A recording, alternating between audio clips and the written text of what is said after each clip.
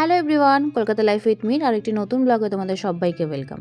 শীত মানেই তো হচ্ছে একটু ঘোরাঘুরি করা, একটু পিকনিক করা, হয় বিয়ে বাড়ি যাওয়া নয়তো কোনো আত্মীয় বাড়ি যাওয়া।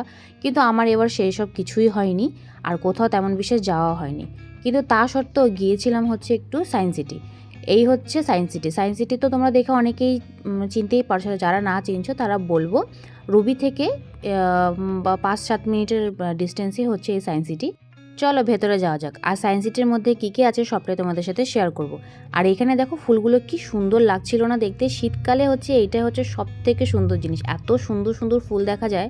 আর এখানে ছিল হচ্ছে টিকিট কাউন্টার, এখান থেকে টিকিট কেটে তুমি ভেতরে ঢুকবে। আর এখানে রয়েছিল হচ্ছে অনেক রকমের শো, এই শোয়ের টিকিটটাও তোমাকে এখান থেকে কেটে নিতে হবে।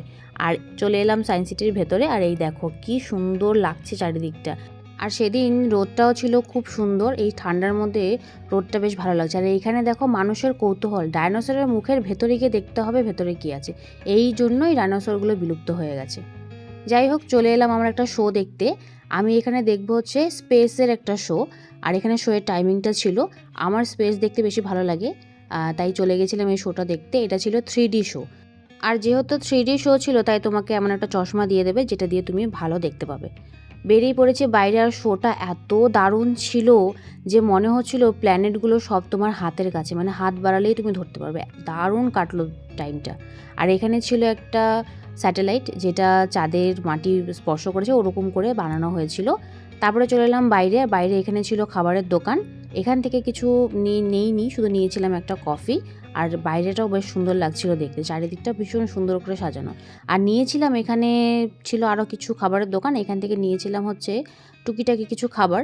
বিশেষ কিছু পেট ভরা জিনিস খাইনি, নিয়েছিলাম একটু পাপড়ি চাট আর স্যান্ডউইচ। খাওয়া দাওয়াটা খুব একটা বেশি আমার ভালো লাগেনি, আমি অল্প একটু খেয়েই বাকিটা ফেলে দিয়েছি। তারপরে চলে গেছিলাম কেবেল কার চড়তে, যেটা হচ্ছে এখানকার সবথেকে ভালো আকর্ষণীয় জিনিস আমার কাছে।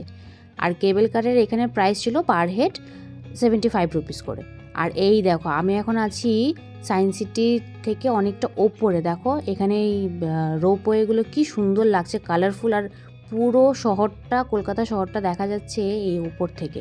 আর সায়েন্স সিটিটাকেও দেখা যাচ্ছে, দেখো পুরো ওপর থেকে দেখা যাচ্ছে, কি দারুণ লাগছিল।